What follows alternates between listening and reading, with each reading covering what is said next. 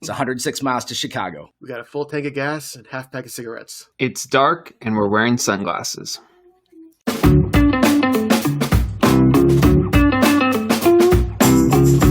Hey everyone, welcome back to TV Guys, the show where today we get to talk about the best thing that's bear-centric out of Chicago. My name's Matt. I'm Brian. And I'm Paul.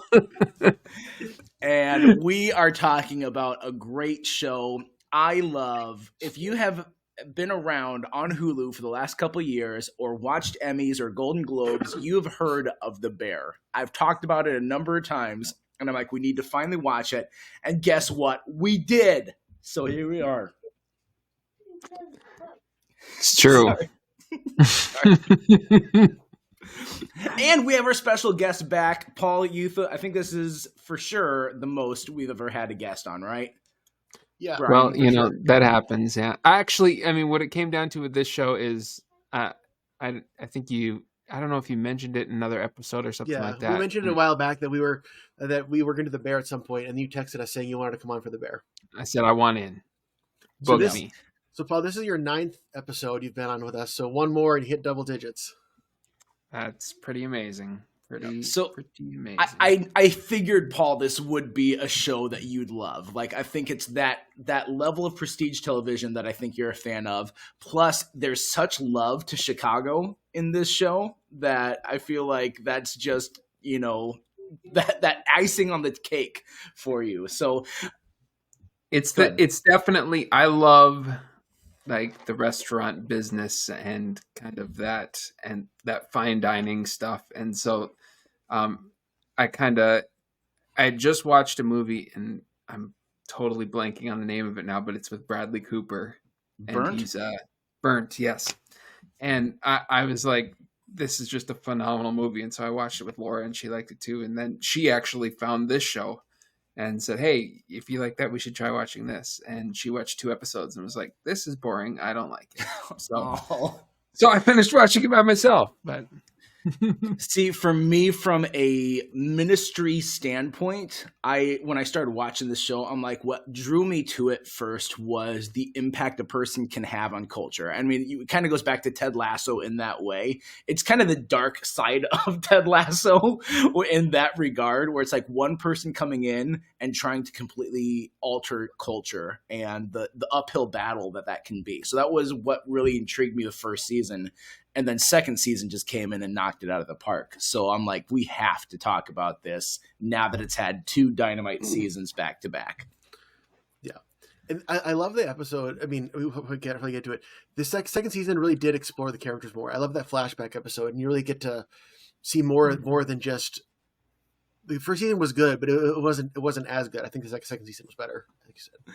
Yeah, we'll definitely talk about the episode Fishes. Yes. I like that you said that you love that episode because I know that it's a very interesting episode and well done, but it's not a fun one. No. It's dark for sure. It's hard. and it's loud and it's lots of screaming. But John Mulaney. John Mulaney was hilarious. He was great in that episode. Yeah. Yes, absolutely. All right. Well, there's a lot that we can talk about. We can talk about individual episodes, which we will, but we can also talk about character arcs, which we will. But let's just hit overall impressions of the show to start off with, and then we'll kind of get into more specific things. And so this is a show that I think in a way can be a form of therapy because it really highlights some of the pain and anxiety people go through because there's all these different broken people, and to see how they're trying to function on this high stress sort of line of work.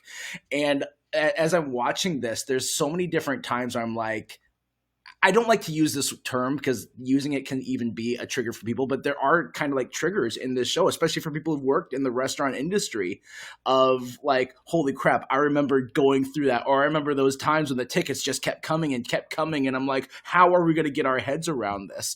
And so I think that it's a really interesting case study of the human condition through the different seasons and the different characters that we see.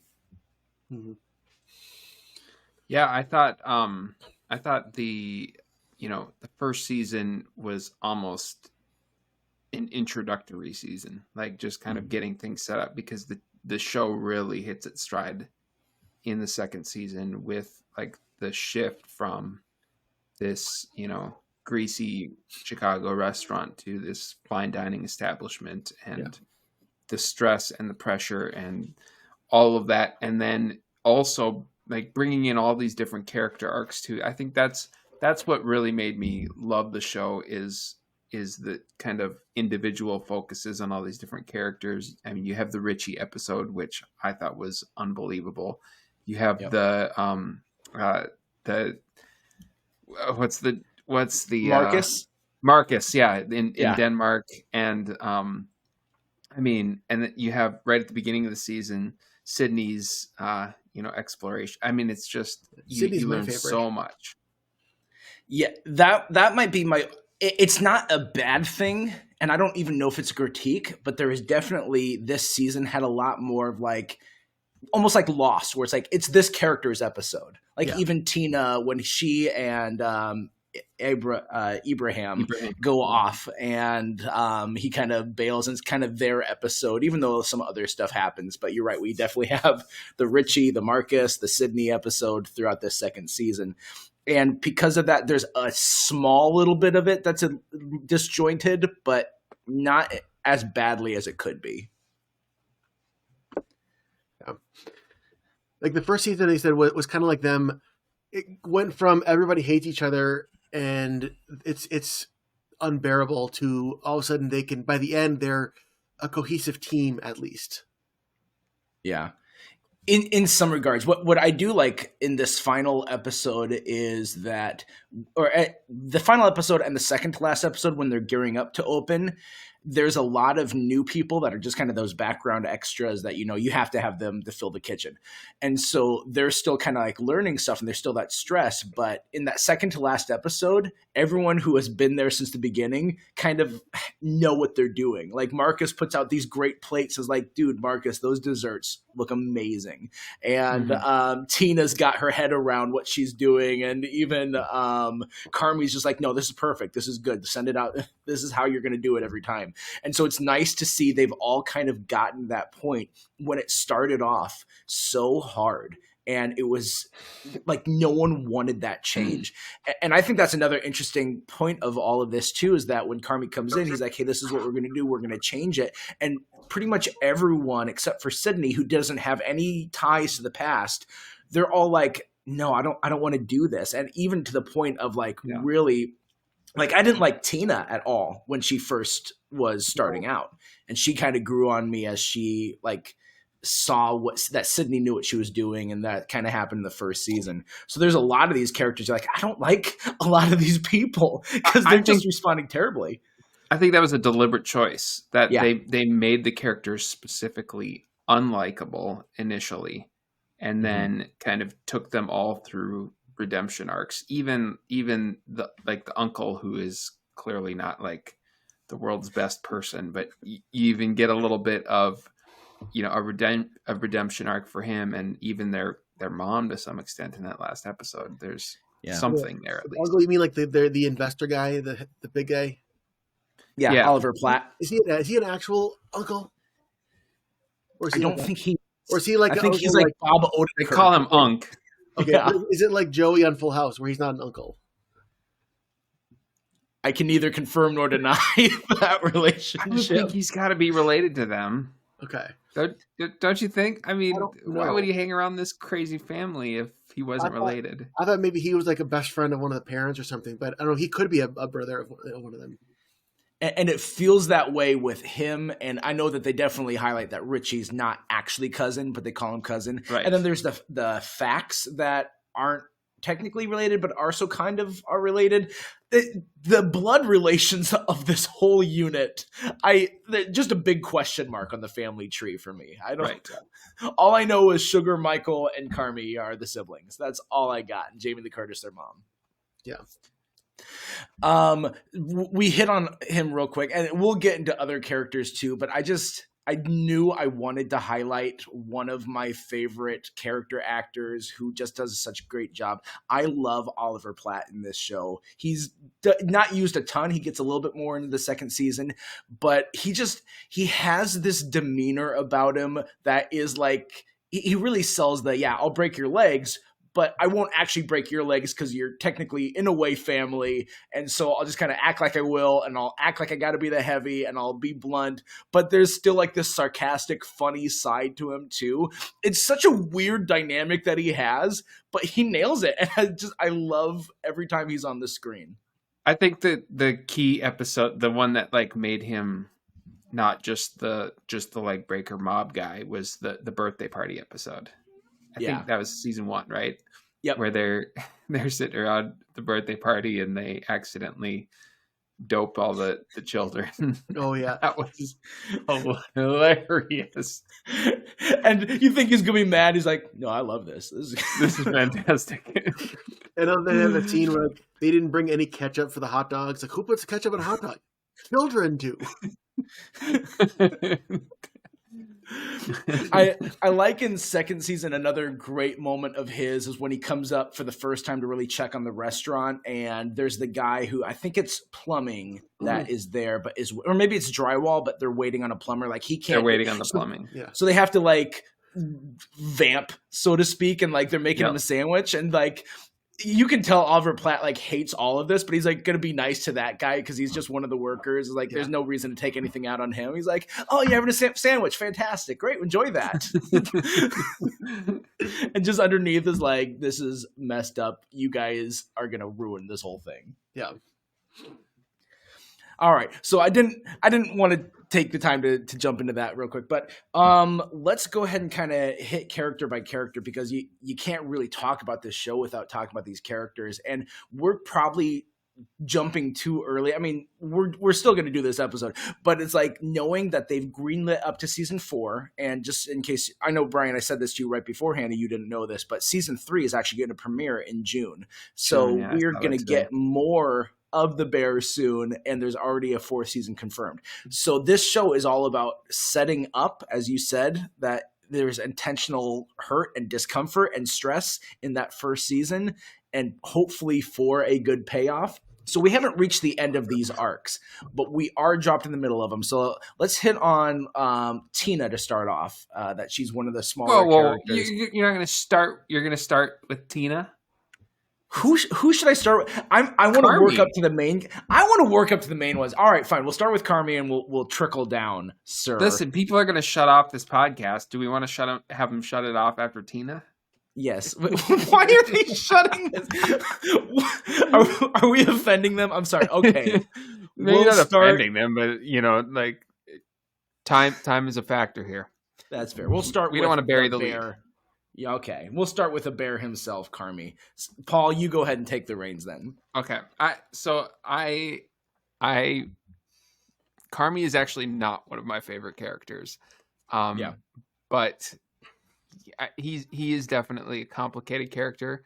And I love when he gets into chef mode and when he's talking about food, and like that to me is the part of Carmi that I love. But he's such a basket case that that it's just hard to not just like want to choke the guy sometimes. And he seems to sabotage a lot.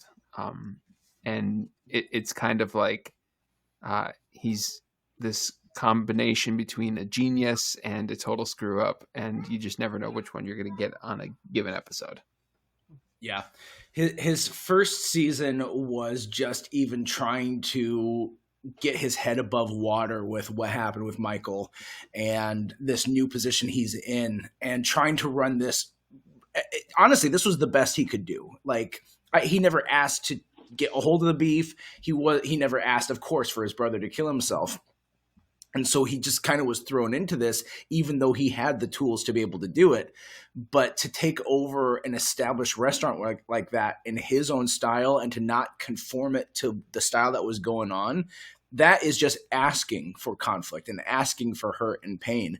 And so he just keeps banging his head against the wall and not being able to get his head above water until kind of that he has his own breakdown.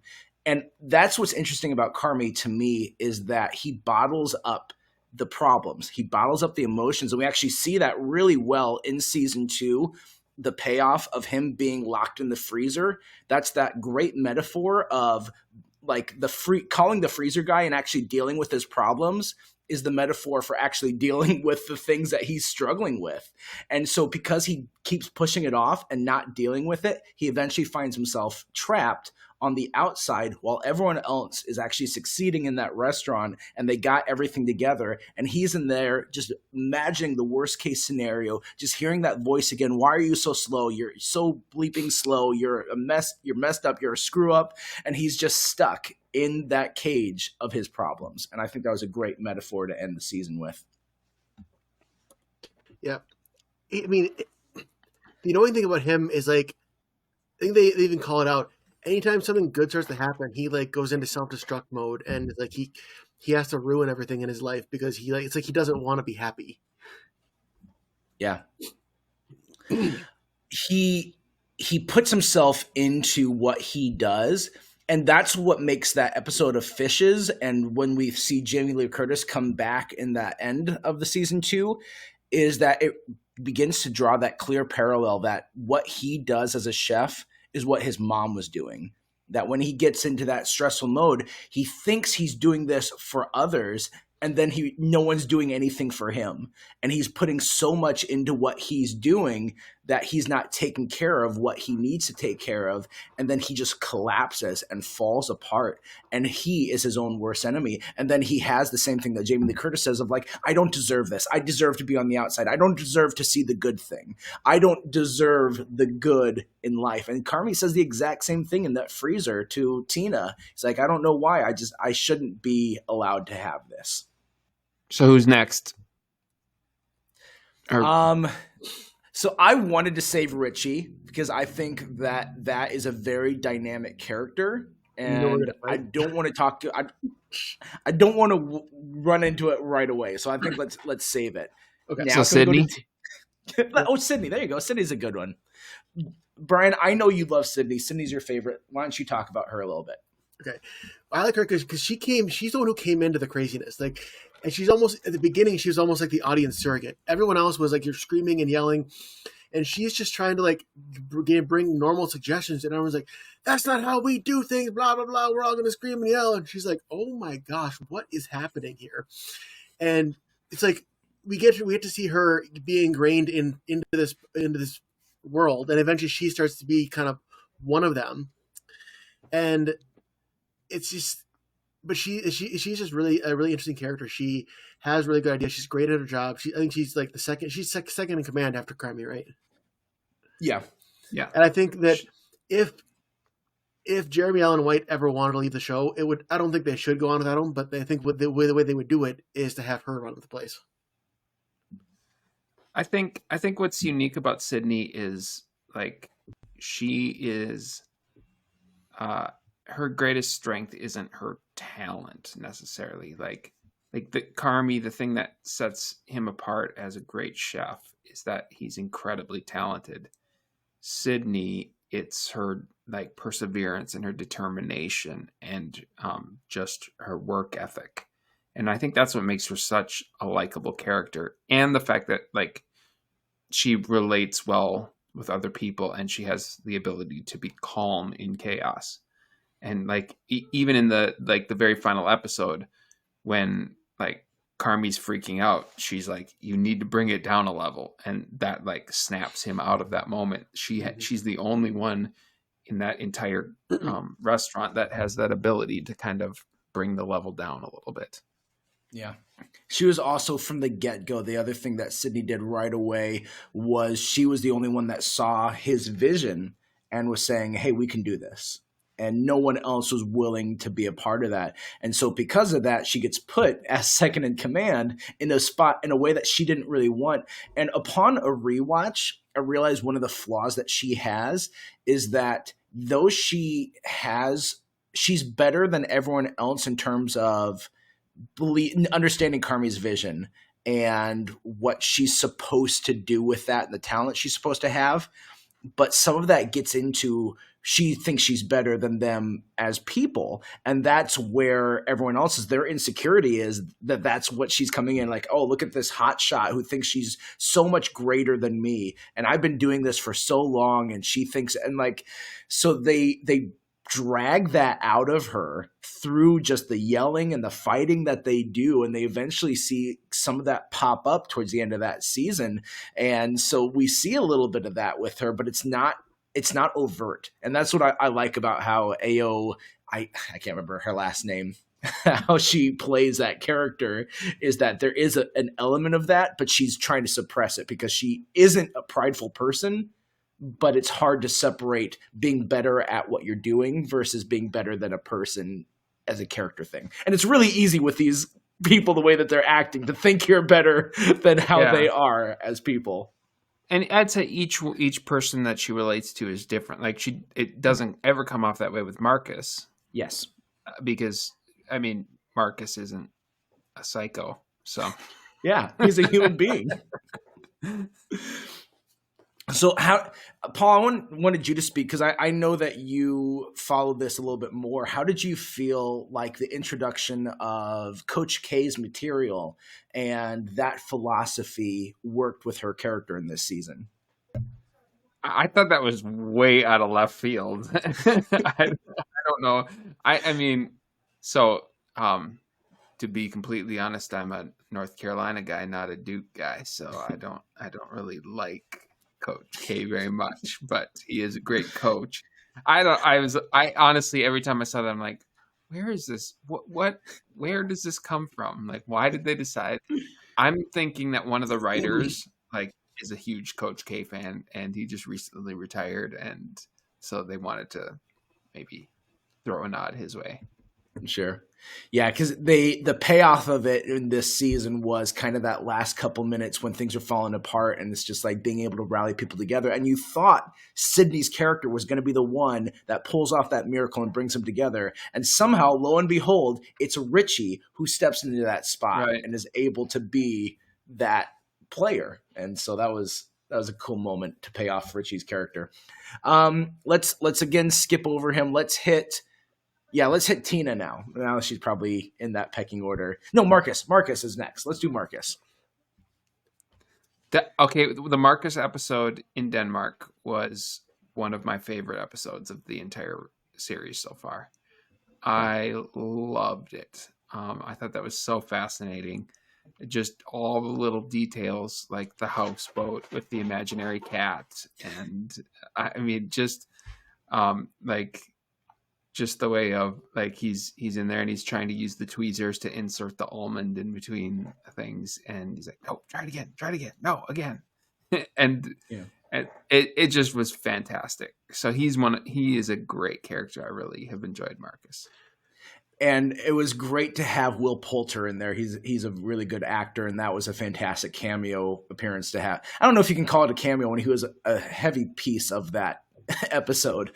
And they dropped his picture in the restaurant that later on. So and then also Carmi talks about, I don't know if you caught this at a certain point, that Carmi talks about he did the same thing. He had a time in Copenhagen with them and talked about feeding the invisible cat as well. That was a nice callback to that. But I really liked that first introduction to that high class world, but not in the same way that we had in the first season with Joel McHale and like that version of the high class food service, but instead like we have high standards, but we're not all terrible people. We're not all jerks about it. We believe in these standards because we have to. We have to have that high standard for ourselves because that's what our customers expect, and we want to go above and beyond. And so to have him be kind of that down-to-earth version, he was a good mix between the Carmi high-intensity level and also high stress and the low stress that Marcus had to begin with. He's a pretty chill guy, so it was a nice blend of that to have Will Poulter there. Yeah. I'll admit it's been a long time since I watched that Denmark episode because like when I started watching season 2, I stopped for a while and then I caught up on the last half of the season in the last 3 days. So I vaguely remember that episode. I remember season 1 a lot more than season 2 for some reason. Yeah. I like the second half of season 2, the one I just watched, is obviously fresh in my mind, and then season 1, the first half of season 2 was a little fuzzy for me. I think that was also the first introduction this season, if I recall correctly, of the every second counts mantra. Because that was definitely something that drove that kitchen for sure, that they had that plastered there, every second counts, and that kind of introduced us to that feeling. Because this was about episode 3, I think, we're in the second season. Yeah. Now, okay, I keep hitting it. Okay, now we're going to talk about Tina.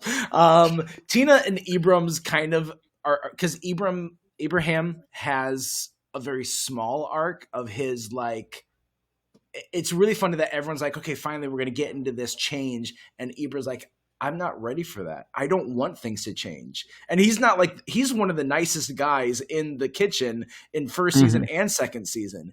And he's not doing it in like a rude way. We get a little bit of this sense of Ibra without hearing into his past, that he came from he's like an African refugee, that you kind of get that sense that he was from some war-torn country, that he served in whatever militia or military that African country had. And some of the very brief stories he brings up, or the misunderstandings he has of like, I don't want to wear a uniform, or I've been in a brigade before, and that he doesn't want to go back to that. So he's an interesting character in that regard of like, I like what we had, because I escaped from what was terrible, and as long as it's not that, I'm okay.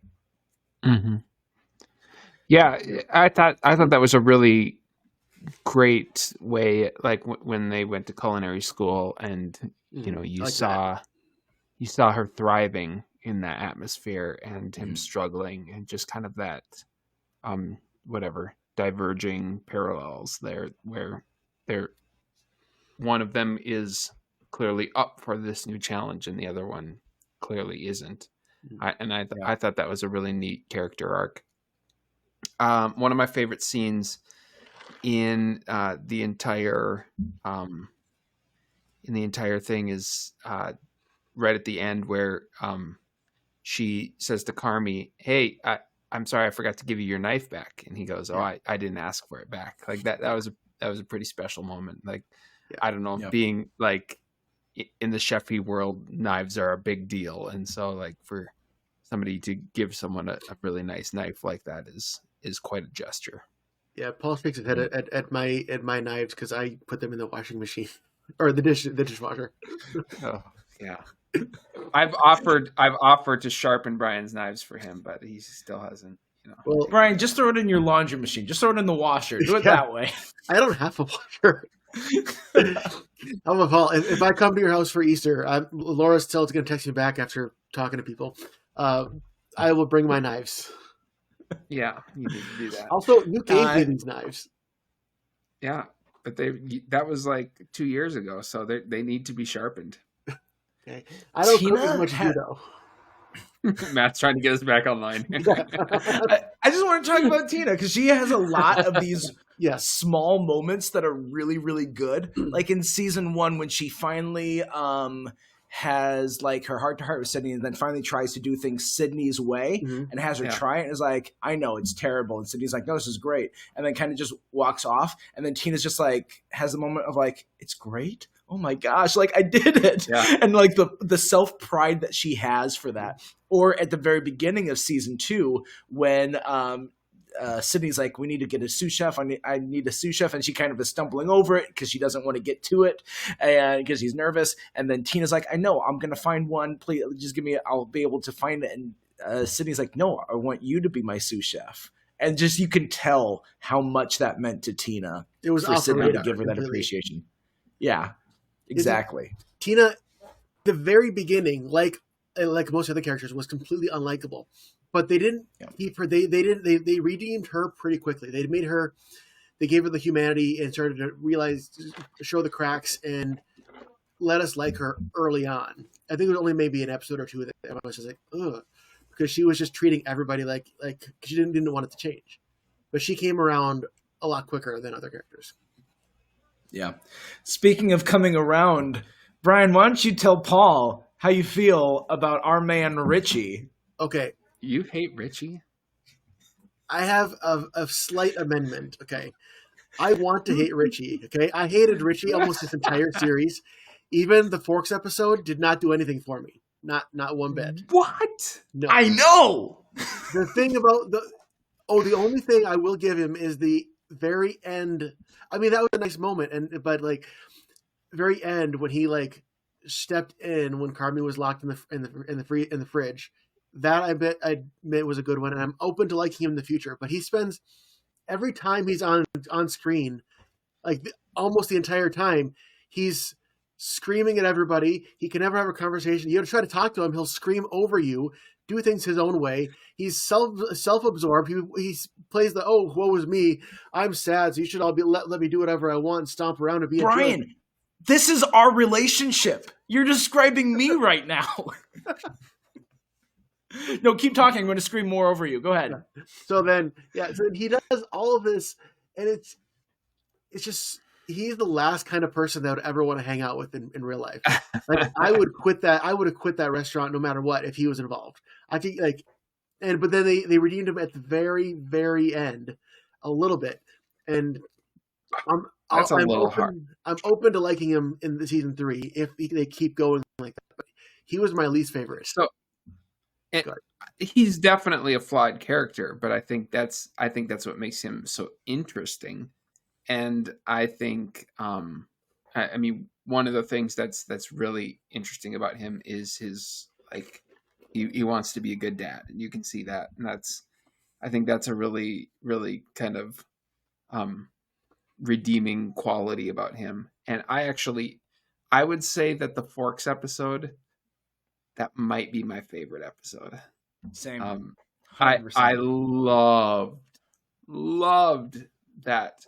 Well, first of all, I think that like that restaurant is supposed to be like they're kind of riffing off. There's a famous restaurant in Chicago called Alina, I think it's called, and the chef there is this guy Grant, something with an A.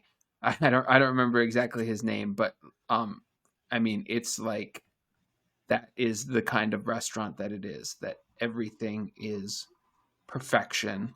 And I think it's A-Cats or something, Grant A-Cats. But he is a bit of a psycho, and it was just like I think that unique episode, and then like the bell going off. Oh, like having this perfect experience is about like doing something amazing for somebody and like creating that wow factor and making their day.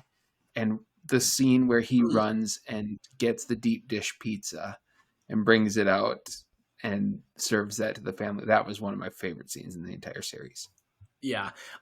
My favorite scene that actually follows that, and this, I'm not a Taylor Swift fan, and this episode made me not only like Richie, but also like a Taylor Swift song. I thought it was a perfect needle drop. As corny and cheesy as it was, I was cheering for him in the moment when he's just like jamming out in the car, because like we've all, maybe not with Taylor Swift, but we've all been like in the car, we're just like, we're feeling like I did it, I nailed it, and we're just like, yes, I finally got it, I'm kicked butt today, and we're just like, let's go. And I loved that moment. It was maybe my favorite moment in TV of 2023. Hands down. And seeing him at the other redeeming thing, because Brian said he didn't get redeemed till the very last episode, which I think is shenanigans. But also in the dinner party episode, the fishes episode, like just the way that he relates to Tiff in that episode, you can see like he's actually not a bad guy. Like, I mean, he's definitely screwed up in the head, but yeah. Before we move on, I got some stuff to say about the Forks episode. So, it's not. First of all, am I the only one who's kind of just neutral on Taylor Swift? Like, it feels like you're either like a Swiftie and she's the greatest, or you hate her. Like, I think her music's fine. Like, if it comes on the radio, I'm not going to change it, but I'm not going to seek it out. It's just, she's just another music artist. And I don't. Brian, it's an election year. Everything has to be polarized. It can't be no middle anything, Okay. big or small. It just seems like the world, like you have to hate or love Taylor Swift. It's like, do I have to have strong feelings about her in general? Yes. And not only that, okay, the Forks episode was a really good episode, but the thing that really annoys me about it is, okay, I feel like everything I'm about to say, Paul's going to disagree with vehemently. Yeah, bring it on. I can already tell. I can feel it. I can feel it too. Okay, I'm it's one thing sensing to, a like, disagreement here.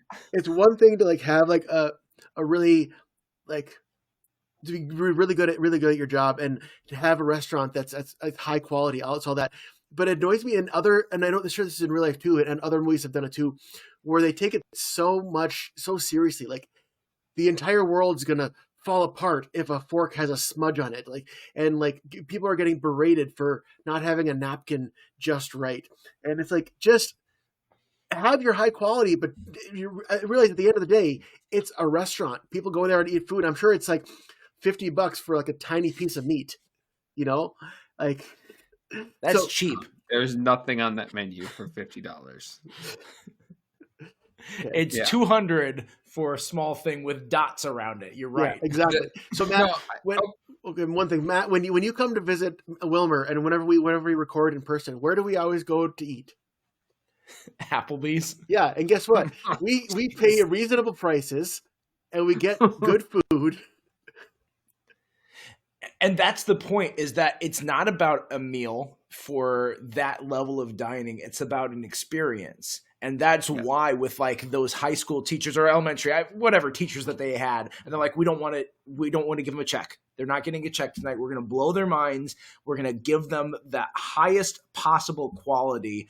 And like what you're paying for isn't even just the food. You're paying for every single aspect. You're paying for the exact right temperature when you walk into the room. You're paying for the napkin being at the exact angle that you want it to be at. You're paying for that chilled salad fork to be at the exact temperature that it needs to be. Like everything is that experience to just be elegant and blow your mind. And I understand, like, you can easily look at that and be like, well, look at all what this money could be in the world. Look at all these other people who are suffering, that the money you'd spend on this meal alone would just change their lives. Like, yeah, there's that point to be made for sure. But the experience of it, that high dining, it's something that it should be a once in a lifetime moment for people. And sure, there's some that don't have that, but you want it to be a life altering meal. So Brian, you're saying if we find ourselves in Chicago, you're saying you don't want to go to Alina. Is that what I'm getting there? Well, okay, first of all, I'm not sure when you and I would be in Chicago, but from what it sounds like, if we're in Chicago and if we're going to eat there, you're paying. Fair enough. Maybe we'll go to Giordano's and get some deep dish instead. Yeah. Before I say something else about Richie, I just want to highlight one more thing.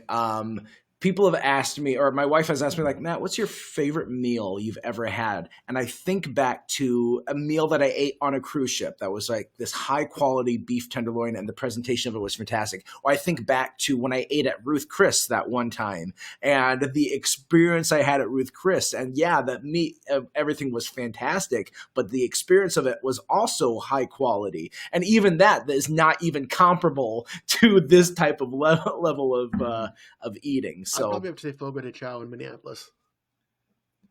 Yeah. And you remember that dinner, don't you?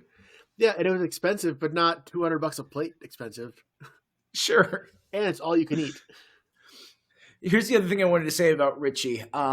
He did have a number of redeemable moments, but I think being someone who's watched a lot of television, like, you can tell early on what arcs they're going to be doing in a season.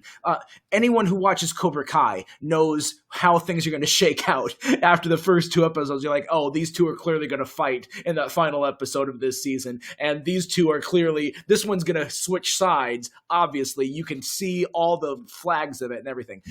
I knew they were going to redeem Richie this season when his first scene that he has, and Carmi comes downstairs and he's like, I've been thinking about purpose. And he's like, I don't understand my purpose. I don't know. And like in that moment, I'm like, oh my gosh, I know what they're going to do for Richie. And like all of us, we've dealt with that sort of thing of growing up. What is our purpose? What, and even maybe still to this day, like, what is my purpose each and every day? What is my purpose in general? How am I making a difference in the life of people around me? And it's really easy to be like Richie was in that scene of like, he's telling him that story. And he's like, there's this person and he didn't have a purpose and just everyone just abandoned him and they left him go. And you're like, you see that insecurity. And that is like, if you don't live up to some sort of standard, you're not good enough and people are just going to cast you aside. And so he shoved himself in situations that he didn't belong because he was just so afraid of getting thrown out as being worthless. And just hearing that, like in that Fishes episode of hearing you're nothing, you're nothing, you're nothing, that he was saying to Michael, that hearing whatever version of that is in his head of you're not a good dad. Your daughter doesn't need you. She's got her mom. She's got this new guy in her mom's life. And personally, I really resonated with that path of I am good enough as who I am, and I have purpose, I have meaning, and I found things that fill me with that meaning. And so I was really proud of Richie to be able to have this in this season. You know, just to add to that, like one of my favorite parts of that episode was actually when he called Carmi and he's like, I know why you did this. Like, you sent me here to embarrass me and to make a joke out of me. And then he goes and he's peeling mushrooms with it. Okay, I didn't quite catch the significance there. Was she the actual owner of the restaurant? She was the founder of the restaurant? She was Chef Carrie. Right. So he's back there peeling mushrooms with her. And she says, you know, I know Carmi. And he said, yeah, I know. Yeah, he really believes in you. He said, you're good with people. And she's like, and you are good with people. And he realized at that moment that no, the point wasn't to embarrass him or to make him get rid of him or anything like that. It was because he actually did see value in him. That was a pretty cool scene. Oh, it's gonna, it does elicit an emotional response from me. Like, of all the storylines in this show, Richie's is the one that brought out an emotional response. I enjoyed different things with different characters, but I felt Richie's path. And that never would have happened at Applebee's. Gosh. All right. I want to talk about Fishes. We've beat around the bush with it, and that's such a great episode. Fishes. Brian, how did you describe Yeah, seriously. Brian, how did you describe Fishes to me in a conversation? Oh, that's right. Okay. I said it's like the awkwardness of The Office's dinner party, except there's no one you actually root for. I root for John Mulaney. True. Yeah, John, because he was a one-time character. I'm not even sure who he was. He was someone's John boyfriend. Mulaney is the Jim of yeah, dinner party. Yeah. He was someone's boyfriend or something. I was just waiting for him to pull one of these and be like, I loved when he was camera. These guys were talking about investing in the baseball card. He's like, I'll give you the money. I just want to get updates on everything you're trying because it sounds ridiculous and I love it. I know that obviously he obviously had a script, but it just felt like John Mulaney showed up and just did what he wanted that day. That felt like John Mulaney jokes. I wonder where he was at in his sober to not sober journey, because his last stand-up was basically all him telling a story about how he hit rock bottom and got sober in a funny way. I've never gotten sober in a funny way. So what blew me away was that was a star-studded episode. I mean, you had Jamie Lee Curtis, you had John Mulaney, you had Bob Odenkirk. Who am I missing? Oliver Platt came back. What's her name? Who is in the red-haired? Yeah, she's red-haired in the episode. Crap! I forget her name. I'm looking it up, but you keep going. I mean, it was just massive names for ultimately, bit parts, and some of them that they obviously intend on being continuing roles. But the level of acting, like chops in that particular episode was insane. Yeah. Yeah. All of these setups and like the dynamics and the fights, it could have easily been tooled to be like a sitcom comedic plot, but they took it in a different way. They took all the different fights and they just amped up the drama. And then at the end, that whole standoff with the fork and Bob Odenkirk and the back and forth, that was like you're just waiting. Amazing. You're just waiting for that fork to drop. That was amazing. Mm-hmm. And then they're just staring down, and then John Bernthal looks over at Pete, which, by the way, of all the actors, Pete is the guy from those, like, Don't Turn Into Your Parents commercials, like the progressive ones. But he just leans over to Pete and says, "Hey, Pete, you mind if I borrow that fork?" And they're like, "No, come on!" Gosh, it was great, fantastic acting, even from, like, in the 6 seasons Jillian Jacobs was on Community, her best acting was in that episode. Best acting I've ever seen from her was in Fishes, and just all of them were on point. And we talked about Oliver Platt already, but Emily Paulson, I have a friend who's Emily Paulson. Sarah Paulson was the name of the actress who was in there. And yeah, all of them just killer acting, and it just gave this insight into their lives and what it's really funny because, like, we do see, like, Carmy, they keep showing throughout the season, they keep showing, like, that Joel McHale clip from the first season of "You're so slow, why are you so slow?" Like that's still going through his head. And then they give us a similar thing with Michael and Bob Odenkirk's character, where "You're nothing. And maybe, like, I know that he didn't only say it once, but you can imagine that it would be like he only said it once, but yet in Michael's head, he's going to hear you're nothing," on repeat over and over and over. Like, that's the nature of those sorts of lies just getting lodged in your head. And and knowing what we know about him committing suicide eventually, and like the depression that we see and how it's presenting, even though no one can see it, like it makes you hate Bob Odenkirk. And that's a crime, because Bob Odenkirk is freaking delightful and I love him. And yet I'm like, you are an awful human. Do not say this to someone who clearly is going through depression. This is not a good thing. But I mean, to be fair, he is a great actor, but there was even in Better Call Saul and Breaking Bad, there's a lot of times that his character is a real jerk. He had enough charisma in Breaking Bad, not Breaking Bad, in Better Call Saul, because you saw enough Jimmy that you're like, my heart kind of still goes for him, even though you don't agree with his actions. Better Call Saul is that mask, the Saul Goodman persona mask. And with this episode of Fishes, the bear joins the ranks of Full House, Family Matters, Everybody Loves Raymond, and Fuller House in a car driving through a house. You know, one thing that I loved, first of all, this show has incredible attention to detail. There are just like little Easter eggs and little nuggets like around every corner. But I mean, like, I loved the fact that they're doing the Feast of the Seven Fishes, which is like the traditional Italian Christmas dinner. And on the stovetop, there's a giant thing of like marinara sauce. They obviously call it gravy. And they're like, why are you making gravy? Because nobody's going to eat this stuff. So they're like making this elaborate meal. And it's like, I mean, and even like talking about like, oh yeah, the Bronzino needs to go onto the broiler for a couple of minutes so the skin gets nice and crispy and blah, blah, blah. And they realize like everybody's aware nobody's going to eat that stuff. Nobody's going to eat the seafood. They're just going to eat, spaghetti and meat sauce later. Yeah.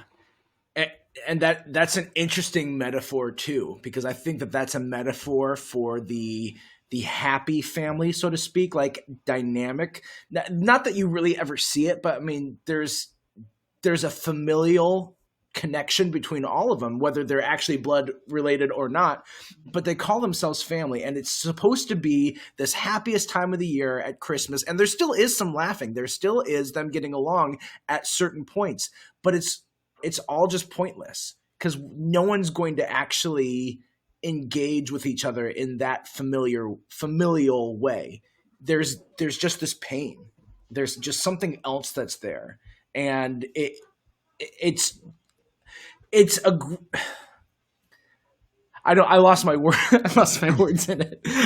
It's hard when you do a podcast. It's hard, guys.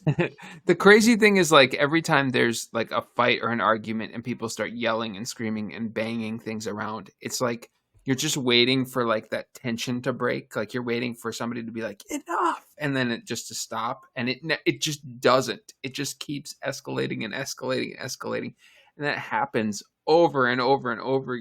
Like if you have sensory issues, you will not be able to watch this episode because there's just so many voices shouting and screaming over each other the entire time. And the tension is, and it's a long episode. Like it's over an hour long. And so it's just like constant tension for an hour. By the end of it, I was like, I need a nap. So Paul, I don't know if you've seen something we've done in our podcast lately is we pick one episode of a show and we'll break down like just that one episode. I feel like we need to do that for Fishes at some point. That could work. Yeah. And that I have to watch it again, though. I don't know if I can handle that. Well, yeah, I mean, because I'd have to watch it again too. Because when we do that, we like break down everything scene by scene, line by line, and talk about it. Man, and it's also another one of those episodes where it's like you do expect that relief of tension because that's what happens in any other episode like this. There is at least some, and that's why like all the episodes that you mentioned, Brian, of a car driving into the house, all of those are comedies, and that's for a reason. Yeah. Mm-hmm. That like a car actually driving into a house is a traumatic event. Mm-hmm. And so like then when he references it later, Carmy references it, he kind of says that, that was a Christmas my mom drove through a house, and they're like, oh wow. He's like, yeah, it actually really wasn't that funny.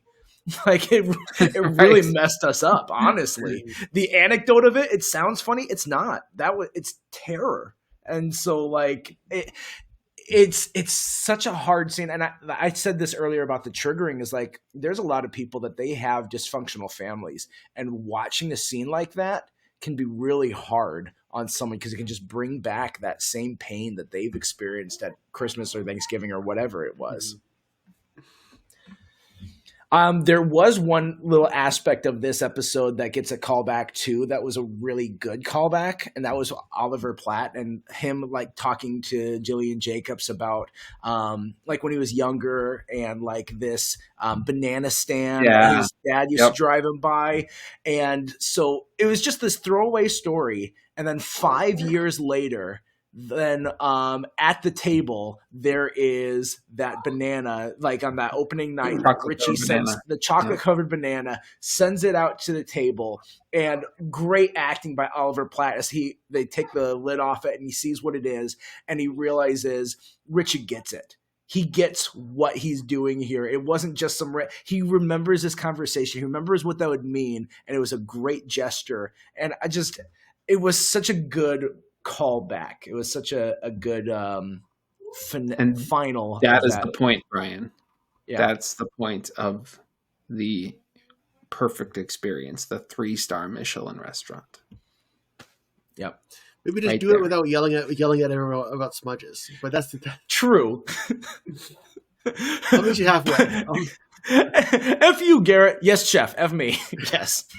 That was amazing. That was so great. I think in that moment too, like it goes off in Richie's head, like, oh, like this is how this guy is. Wow. Yeah.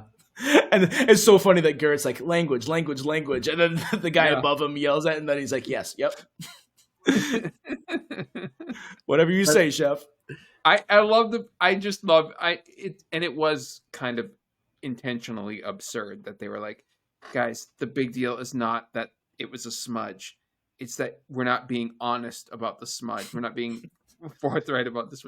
That was a little bit of comedy in there. Like you do realize that isn't actually it. Like they meant that to be a little bit absurd. Mm-hmm. I get that. Yeah. Yeah. So kind of finishing up what we're talking about, let's hit on what any predictions for season 3? Oof. We saw at the end of season 3 that it seems like Marcus's mom did die. We don't see the confirmation of it, but they pretty much do everything but spell it out for you. And so there's that. Then there's did this night go off as successful as it could be to keep the place open? Is it going to continue? Like, what's going to happen in season 3? What do you guys think? I mean, So, go ahead, Paul. well, I think as we progress, I think we're going to get more into some of the more character development with some of these other characters that haven't been fully explored yet. Like I think Tina, like they had an episode on her, but it was in the present. I think we're going to learn a little bit more about her story outside the restaurant, probably in the next season, and that might be the case for a few others as well. I think Natalie or Sugar, whatever you want to call her, I think we're going to explore a little bit. Like she's becoming a main character too. Yeah. As far as like the actual storyline goes, I don't necessarily have any guesses. I mean, if they closed up the shop because it wasn't successful, that would be kind of a lame thing for, I don't know how they'd extend it for 2 more seasons. So I'm guessing they're going to survive by the skin of their teeth. Yeah. Because I mean, that's the only way this works.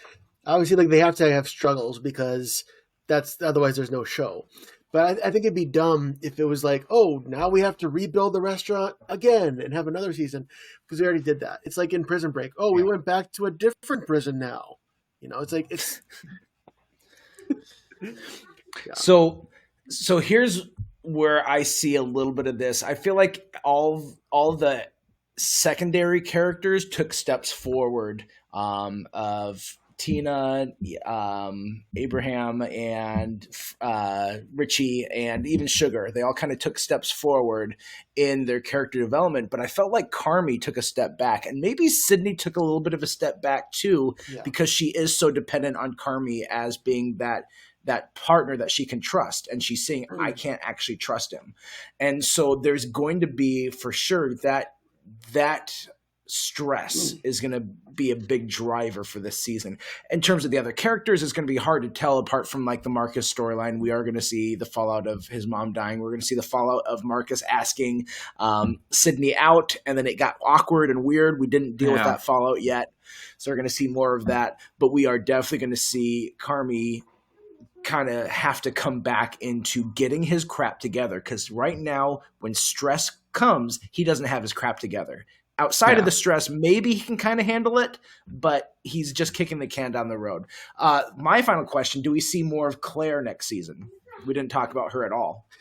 I hope so. I liked her as a character, and I hope that they don't, kind of speaking of like the love interest for Carmi, I hope they don't ever do, was I the only one that was worried they were doing a Sydney Carmi thing at the end when they were under the table?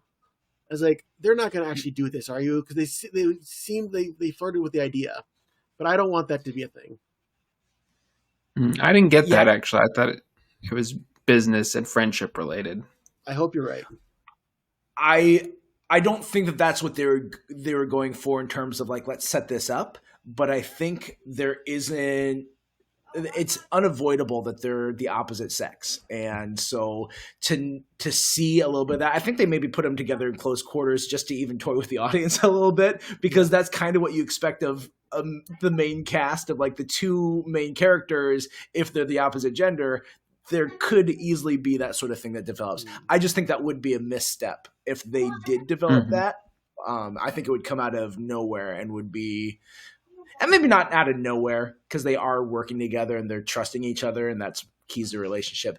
I just don't think that would be what people would want or would make for good storytelling. And you're right. A lot of times they do like at least hint on it with any kind of male-female pairing in a show, which is why it's really refreshing. Like in New Girl, the Winston and Cece relationship, because they never even hinted at, oh, are they a thing? No, they just got to be really good friends out platonically. They hinted at it in terms of like through Schmidt's eyes, where it's like where it's like, is there a closer connection than they have? And that was the extent that we got of them flirting with that idea. But yeah, this is a very platonic relationship, and I like that so far they've kept it that way, and it's felt that way for the most part. It was just like when he was talking about Claire, and he's like, "Oh, is Claire writing the menu now?" It kind of gave a little bit of like, is this jealous girl vibes or is this just work vibes? It is. Yeah, I It is didn't. jealous girl vibes. I'm sorry. Go ahead, Paul. Yeah, I was gonna say basically the same thing. She's jealous, but jealous of his time, not necessarily as a love interest, but Yeah. as a professional and as a friend. And I honestly think if I had to guess, I think like they've set Claire up to be like the one, and eventually they're going to end up back together.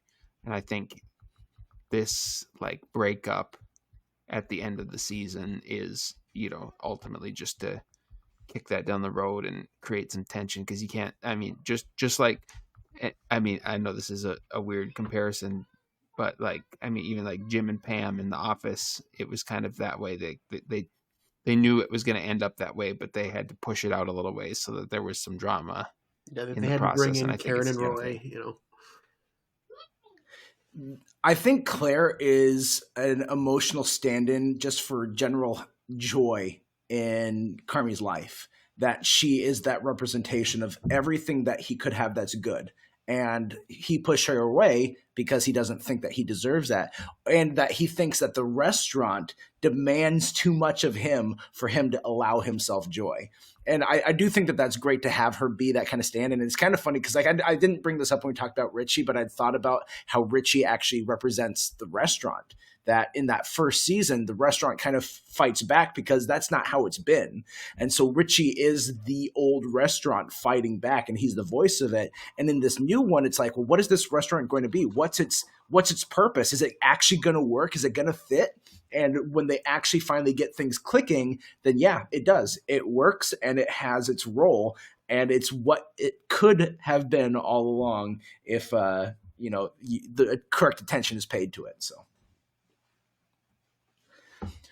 Well, that is it for the Bear. Go Bears, right, Paul? Absolutely. He No, loves them. that is not right. He's so excited for the Bears 2024 season because all these great offensive pieces that they've got. No one cares. All right, so let's jump into trivia. Last week, Brian, you had the trivia. I think we both kind of actually shared a little trivia about the Goldbergs, but I think yours was the official question. So why don't you go ahead and give us your trivia? You gave your answer to your trivia last week because mine was like the official trivia. So, Paul, did you ever watch the Goldbergs? Nope. All right, so you wouldn't know this then. I said there is two relatives in the show who are actually those relatives in real life, and that is Jeff Schwartz, who marries into the Goldberg family, and his dad, Dr. Schwartz. What's his name? His dad's also a doctor. Anyways, Dr. Schwartz. Dr. Schwartz, yeah. But he has a first name. Dr. Schwartz and Lou. Yeah.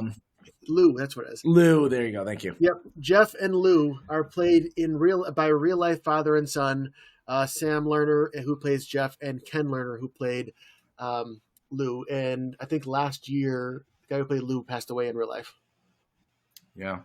I did also bring up, I think I answered it, but just in case I didn't answer it, I did bring up how they had the Cheers episode kind of where they brought in all these guests, all these stars from Cheers. And so Kirstie Alley was on the show, and I'm like, well, Kirstie Alley and George Segal actually played a couple in a movie. So I asked, what movie did they play a couple in? And it was Look Who's Talking. And so that was he was the baby daddy before John Travolta came on this scene. So if I didn't say that last week, that is this week's, or not this week's. That's the answer. I have a trivia for this week, unless Paul, you had one. Nope, I'm terrible at trivia. No problem. All right. There is a character on this show played by an actor who is actually, this might be an easy one, but I think a lot of you guys might know this. But the actor is actually a chef himself. And so and he works as a consultant as well as acting. He works as a consultant for the culinary stuff on this show as well as an actor. So what actor on this show is actually a pretty fancy chef and has culinary experience? or what character No. do they play?